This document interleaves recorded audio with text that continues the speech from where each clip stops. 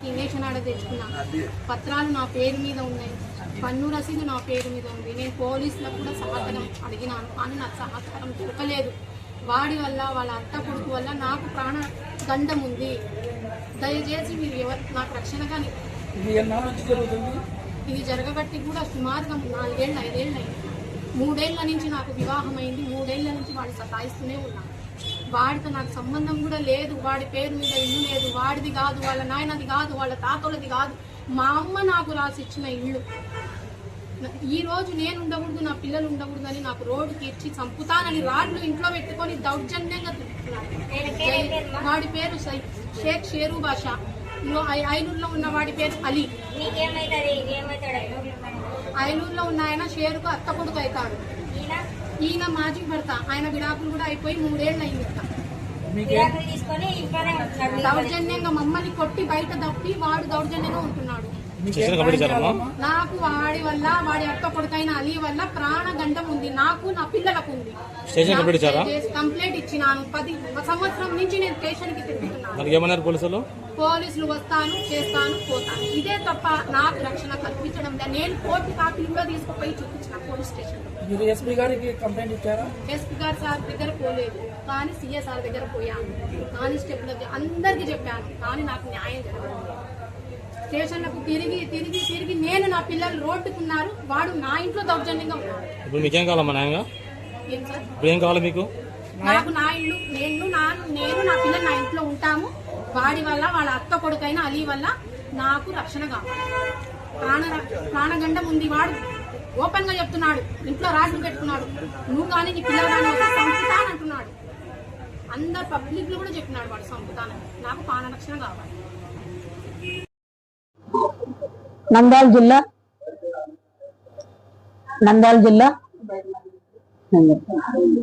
జిల్లా బైర్మాన్ వీధి 1 town police స్టేషన్కి వస్తుంది ఈ పరిధంతా. నా పేరు గుర్రం లక్ష్మి. నేను ఎస్సీ ఎస్టీ బీసీ మైనార్టీ రాష్ట్ర అధ్యక్షురాలుగా చేస్తున్నాను. ఒక మహిళా సంఘంగా చేస్తున్నాను. ఇంతమందికి చేసే సేవలలో ఈరోజు మా దగ్గరకు వచ్చి, అక్క నేను స్టేషన్కి తిరిగినాను, అంతటా తిరిగినాను అక్క. అతనికి వచ్చేసి ఈమె తొలి భర్తకు వచ్చేసి విడాకులు 3 ఏళ్ళు అయిపోయింది. విడాకులు అయ్యి ఈమెకు వీళ్ళమ్మన్నప్పుడే బతికినప్పుడే వేరే మ్యారేజ్ చేసింది. ఆ మ్యారేజ్ చేసినప్పుడు కూడా మీకు 2 పిల్లలు ఉన్నారు తొలి భర్తకి. ఆ 2 పిల్లలను కూడా ఆ మ్యారేజ్ చేసుకుని 2వ భర్త ఈమె కలిసి ఇంట్లోనే ఉంటున్నారు. వాళ్ళమ్మ ఉన్నంతకాలం ఇన్నే ఉండారు. అతను ఇల్లు ఇరసకుండా, అతను నా ఇల్లు కాదు ఇది ఆస్తి, అతని అమ్మది కాదు ఆస్తి. వీళ్ళల్లా కలిసి ఎవరు 500 మెట్టంట అని 2 కలిసి నిన్ను చంపుతాను నిన్నని చెప్పి ఆమెను భార్యను, అంటే మాజీ భార్యను చంపుతానని చెప్పి కొడుకుకు యాక్సిడెంట్ అయ్యి ఇంట్లో పడితే కొడుకును ముక్కపోతు నెలలలో కొడుకును బయటకు దొబ్బి కాళ్ళతో రోడ్డు మీద కీడ్చి చేస్తే స్టేషన్కు తిరిగిన కూడా ఒక మహిళకే రక్షణ లేదంటే మన నంద్యాలలో ఎంతమంది ఇంట్లో ప్రాణాలు ఎంతమంది చంపుకుంటున్నారు ఈ రోజులలో. ఇది జరగకుండా ఉండాలంటే అతను ఇంట్లో ఉండకూడదు. భర్త తొలి భర్త ఇంట్లో ఉండకూడదు. అతని భర్త ఎట్లయితాడు? విడాకులు అయిపోయిన తర్వాత తలాక్ తీసుకున్నావు, అన్ని తీసుకున్నావు, ఎట్లా భర్త అవుతావని నువ్వు ఇంట్లో అక్కుపోతుంటున్నావు. ఇంకొక విషయం కూడా చెప్తున్నా, నేను నీ ఆస్తులు ఏమన్నా ఉంటే కూడా నీ పిల్లలకు సొమ్మిస్తాయి, నీ పిల్లలకు వస్తాయి నీ ఆస్తులు ఉన్నా కూడా.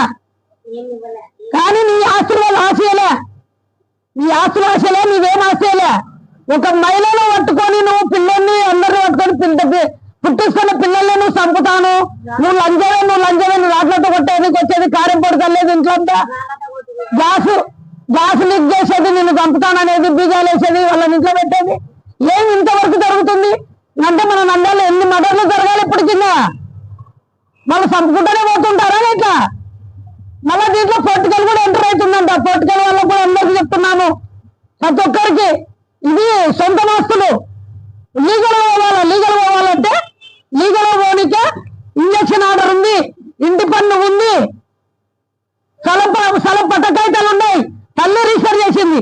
వాడిని ఏమన్నా ఉంటే తీసుకురమ్మాను. ఈరోజు ఒక మహిళగా నేను అడుగుతున్నా, ఇది హోమ్ మినిస్టర్ కాడు కూడా పోతుంది, చంద్రబాబు నాయుడు కాడు కూడా పెడతాం దీన్ని. చంద్రబాబు గారికి, లోకేష్ గారిని, ఈరోజు పవన్ కళ్యాణ్ అన్న గారిని అందరినీ మేము కోరుకుంటున్నది ఒక హోమ్ మినిస్టర్ను, మహిళా హోమ్ మినిస్టర్ను, మైనార్టీ మినిస్టర్ల కల్లా అందరికీ చెప్తున్నా నేను, ఒక మహిళను మనం కాపాడాలంటే వాళ్ళని కఠినంగా శిక్షించాలా. యశ్వ గారిని కూడా అడుగుతున్నా, కలెక్టర్ మేడాన్ని కూడా అడుగుతున్నా నేను. ఈ రోజు కలెక్టర్ మేడం కాడికి కూడా మేము తీసుకుపోతాము, కలెక్టర్ మేడం కాడికి తీసుకుపోతాము, యశ్వ గారి కాడికి తీసుకుపోతాము. నేను ఆమె ఇంట్లో అయితే అతను ఉండకూడదు. నేను కూడా వచ్చి ఏమన్నా వద్దు అన్నానంటే కూడా మా మీద కూడా దాడి చేస్తున్న కోరుకున్నాడు. అంటే ఒక మహిళకు రక్షణ లేదు ఇక్కడ. అశోక్ మమ్మల్ని మహిళలను కూడా పట్టుకొని మమ్మల్ని ఎట్లా మాట్లాడుతున్నాడు. మమ్మల్ని అంటాడు, నువ్వు నీ కులం ఏందో తెలిసే నాకు అంటాడు. నా కులం ఎస్సీ, నేను ఎస్సీ మాలే. అయితే మేము ఎవరికి చేయనికలేదా? ఎందుకు కూడా కుల సంఘాలు అన్ని ఎందుకుంటాయి? ఈ రోజు చెప్తున్నాను, ఈ రోజుకి న్యాయం జరగకపోతే ఎక్కడెక్కడ రాష్ట్రం మొత్తం మహిళలన్నా ఖచ్చితంగా ఈయనకు అందరూ వస్తారు, అందరూ నిలబుతాము, ధర్మ గుర్తపెడతాము. ఇన్నే వాస్తవం ఇది జరిగేదైతే వాస్తవం చెప్తున్నాం. ఖచ్చితంగా సీఏ గారికి, డిఎస్పీ గారికి, ప్రతి ఒక్కరికి నేను కోరుకుంటాను ఏంటంటే ఇల్లు పంపించండి, వాళ్ళను పానాలతో రక్షించండి, ఆమె ఇంట్లో ఆమెను పెట్టండి. ఇదే మేము కోరుకుంటున్నాము. ఉంటాను. నా పేరు సయీద్. మా అమ్మ 20 years బ్యాక్ పేరు బస అనే మా నాన్నతో వివాహం జరిగింది. అండ్ 3 months బ్యాక్ విడాకులు కానీ జరిగినాయి. 23 years బ్యాక్ జరిగినాయి. 20 ఏళ్ళ నుంచి మా నాన్న నాకు స్పృహ ఉన్నప్పటి నుంచి నన్ను, మా చెల్లిని, మా అమ్మని కొట్టడము, తిట్టడం, అని ప్రతి చిన్న విషయం దగ్గర చంపుతా అని చెప్పడం, కొట్టడం, రక్తం వచ్చినట్టు కొట్టడం చేశాడు. అందుకే 3 ఏళ్ల క్రితం మా నాన్నమ్మని దగ్గర ఉండి విడాకులు ఇప్పించి మళ్ళీ రెండో పెళ్లి చేసింది. ఆ రెండో పెళ్లి నా అంగీకారంతోనే జరిగింది.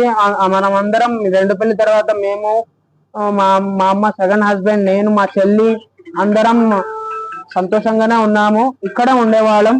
మా నాన్న అంటే మా చెరు భాష, మా నాన్న, మా అన్న, ఆయన ఇల్లు కాదు, ఆయన పేరు మీద లేదు, ఆయన నాన్నది కాదు, ఎవరిది లింకే లేదు. ఈ ఆస్తి నాది అని చెప్పి దౌర్జన్యంగా మాకి, మా అమ్మకి, మా చెల్లికి బయటికి దొబ్బి కొట్టి ఈ ఇంటి మీద కబ్జా చేశాడు. చూడండి, మా అమ్మ మీద ఉన్న పత్రకం, ఇంటి పత్రకం, పన్ను, ఇంజక్షన్ ఆర్డర్ అన్ని మా అమ్మ మీద ఉన్నాయి.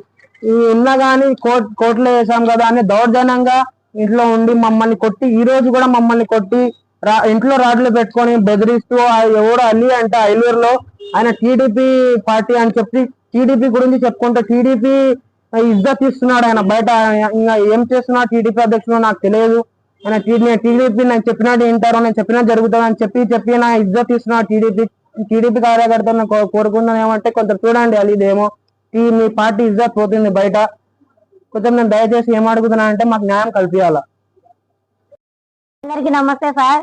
ఇక్కడ ఇంట్లో ఆమె ముస్లిమ్స్ మైనార్టీ కాబట్టి మహిళ ఇబ్బంది పడుతున్నాను అక్క అని చెప్పేసి ఏడుస్తా ఉంటే మేము ఇక్కడికి వచ్చి చూసినాము. ఏంటి ఏం కథ, ఏం జరుగుతుంది అని విచారించడానికి ఆమె మాజీ భర్త కాడికి వచ్చి అడగంగా మీరెవరే గబ్బుదల్లారా అది ఇది అని మా మీదకి రావడము, ఆమెను రాళ్ళు తీసుకొని కొట్టడము, కప్పగుత్తి తీసుకొని కొట్టడము, కప్పకుక్కరతో కొట్టడము, అట్లా దాడి చేసి ఆమె మీద మాటికి బయటికి దబ్బి ఆమె కొడుకు కుమారుణ్ణి బయటికి దబ్బి ఇంట్లో ఒక్కడు ఉంటున్నాడు. ఆమె బజార్లలో పడి ఎక్కడ పడి బతుకుతాదని ఆమెను ఇంత రాసి రంపాన పెడుతున్నాడు. పోలీస్ స్టేషన్ సంప్రదించితే పోలీసులు కూడా సహారం లేకుండా కనుక ఆమె ఎక్కడికి పోయి బతకాలని మేము ఈ రోజు మహిళల మంద కూడి వచ్చి ఒక మహిళకు సాటి మహిళకు తోడుగా ఉండాలని నిలబడినాము. ఆయన 1000 మందిని తీసుకొని వస్తా మిమ్మల్ని అందరినీ చంపుతా అని మమ్మల్ని కూడా బెదిరించి ఇక్కడ నుండి వెళ్ళడం జరిగింది. మీడియాను సంప్రదించి మేము వాయిస్ ఇవ్వడం జరిగింది.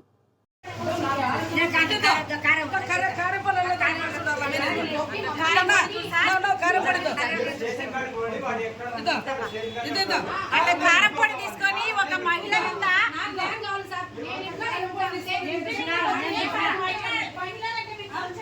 గౌరవం లేకుండా ఆయననే కొట్టి ఆయననే కారపొడి తల్లి వాళ్ళ మీద వాళ్ళ మీదనే కంప్లైంట్ ఇస్తారు సార్. ఆమె వాళ్ళమ్మ రాసి మన సార్కానే జరిగింది ఇది. అందుకే నేను మన సార్కానే ఇది జరగడం మన సార్కానే జరిగింది. ఇది సంవత్సరం నుంచి నాకు గొడవడుతుంది. మన సార్ కూడా ఎందుకు గట్టి కొట్టలేకున్నాడు దీన్ని? ఎందుకు ఫోన్ చేసి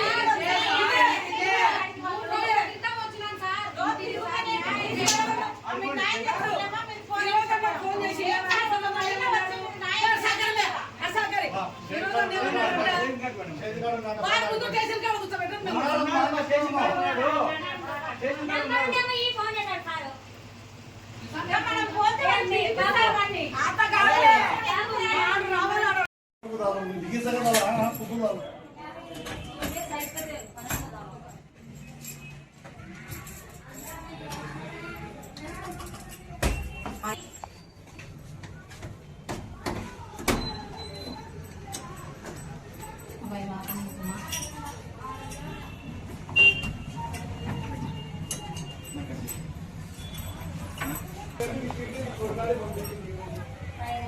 दो उसका फूल ये माता नहीं